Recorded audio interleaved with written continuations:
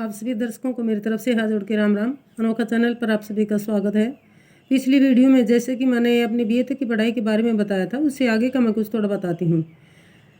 2009 में मैंने BA clear की। उसके बाद में 2010 में फिर से मेरी पढ़ाई को स्टॉप लग गया, क्योंकि बच्चे बहुत थे। 3 जैसे मेरे देवर या बहन के लगाओ 3 हमारे पास थे। 6 बच्चे थे, हमारी जॉइंट फैमिली थी। तो उन सभी का भार मेरे ऊपर था, क्योंकि ये दोनों भाई तो सर्विस में, दोनों नौकरी करते थे, आराम से फौज में थे क्लर्क। और घर का सभी का जो भी जिम्मेवारियां होती थी वो सभी मेरे ऊपर थी। तो इसलिए 10 में मेरी पढ़ाई बंद रही। 11 और 12 में मैंने फिर से एमए की। 2012 में मैंने एमए क्लियर की। तो एक दिन जैसे असाइनमेंट देना था, मैडम ने कहा आपको सभी को आना अनिवार्य है।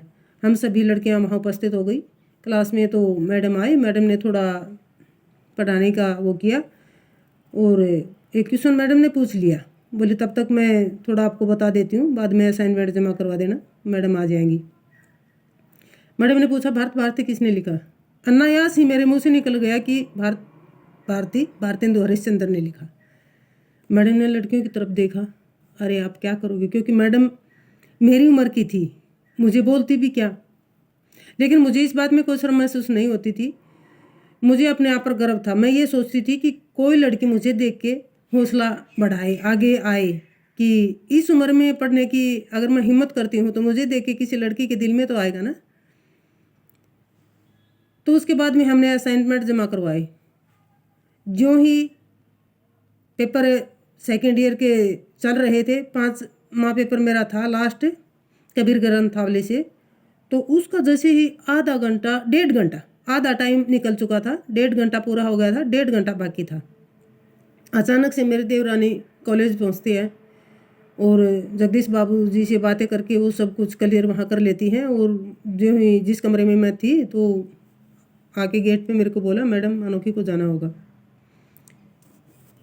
तो मैंने देखा क्या हुआ, पूछा। बोली कुछ नहीं, आप यहीं पर पेपर को छोड़ दो। मैं बोली पेपर तो पूरा कर लेती हूँ बाद में। बोली नहीं नहीं, आप यहीं पेपर को छोड़ दो, आप मेरे साथ आओ। मैंने पेपर को छोड़ दिया, मैं बाहर निकली। कॉलेज से बाहर आते ही मैंने पूछा कि क्या हुआ, बताओ तो सही दीदी, कुछ बात क्या हुआ, क्या है। बोली कुछ नहीं, घबराने की कोई बात नहीं है, ऐसी कोई वो नहीं है, आप मेरे साथ चलो। तो वहाँ पर गाड़ी आई हुई थी, बाहर गाड़ी थी। बोली आप गाड़ी में बैठो और आप चलो।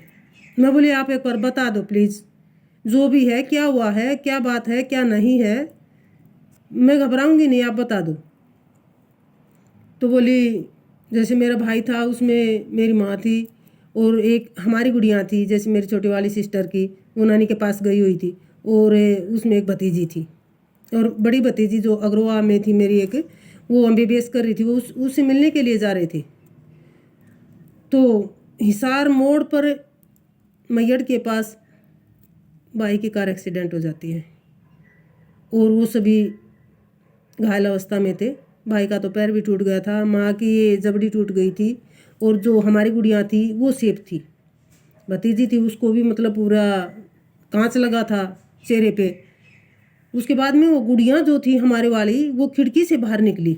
तो एक मैयड़ का कोई बंदा था, वो गाड़ी लेके वो वहाँ से गुजर रहा था, उसने उन सभी को स्टेयरिंग हटाया, मेरे भाई को वहाँ से स्टेयरिंग ऐसे लगा था, भाई को उठाया और जैसे तैसे करके वो अपनी गाड़ी में वो उनको लेके सभी को, और वो हिसार जिंदल में उसने एडमिट करवा दिए। तब तक हम नज़दीक लग चुके थे। तो उसने बताया कि ऐसे ऐसे गुड़िया का फ़ोन गया, गुड़िया को अपने पापा के नंबर याद थे, उसने पापा के पास फ़ोन मिला दिया। मयूर वाले उस भाई साहब ने कहा कि गुड़िया आप किसी के नंबर बता सकती हो। बोली हाँ मैं पापा के नंबर बता सकती हूँ। तो उसने पापा से बात की, पापा ऐसे ऐसे वो हो गया। तो पापा ने फौज में से उस देवरानी के नंबर पे कॉल की कि आप ऐसा करो कि आप घर पे संदेश दो और ऐसे ऐसे दुर्घटना हो गई है। तो हम उसने सारी घटना मेरे को बताई। फिर मैंने कहा चलो कोई बात नहीं, मालिक की मर्जी जो भी है, मालिक किसी का बुरा नहीं करेंगे, जो भी करेंगे अच्छा करेंगे। फिर उसके बाद में मैंने कहा कि एक बार मैं मेरी बातें करवा दो। तो भाई से मेरी बातें हुई, क्योंकि उधर मेरी जो ननद थी उसकी देवरानी थी और जिंदल में उसका जो हस्बैंड था वो वहाँ ड्यूटी करता था। तो उन्होंने भाई से भी बातें करवाई, माँ से भी, सभी से मेरी बातें हो गई थी, मेरे को शांति थी। चलो कोई बात नहीं, पेपर छूट गया, कोई बात नहीं, लेकिन सब सेफ हैं, ठीक हैं। ये मालिक की बहुत बड़ी मेहरबानी समझती हूँ, मैं दया मानती हूँ कि मालिक ने हमारे ऊपर दया की है। मैं वहाँ गई, सभी को देखा तो मतलब ठीक थे, कुछ दिन बाद सब ठीक हो जाते हैं। लेकिन अब इसको मैं क्या कहूँ कि पेपर मेरा छूट गया, ये मेरी किस्मत खराब थी या कुछ भी लगाओ, आप इसको क्या समझेंगे कमेंट करके ज़रूर बताएं। लेकिन मैं यही मेरे दिल में रहा कि मैं पढ़ती रहूं, और पेपर से ज़्यादा मैंने महत्ता अपनी फैमिलीज़ को दी, उसे मैं अच्छा मानती हूँ। फिर भी मैंने 57% मतलब एमए में मार्क्स प्राप्त किए, और मेरा सेकंड डिवीज़न मतलब उस टाइम बना था, अच्छा रहा, रिजल्ट मेरा अच्छा था, सभी लड़कियों से बेहतर ही था। तो मैडम ने भी इस बारे में बहुत मेरे को वो बोला। मैं ये आप समझोगे मैं अपनी बड़ाई कर रही हूँ, बड़ाई नहीं, मैं ये कह रही हूँ बेटा समय रहते आप पढ़ो।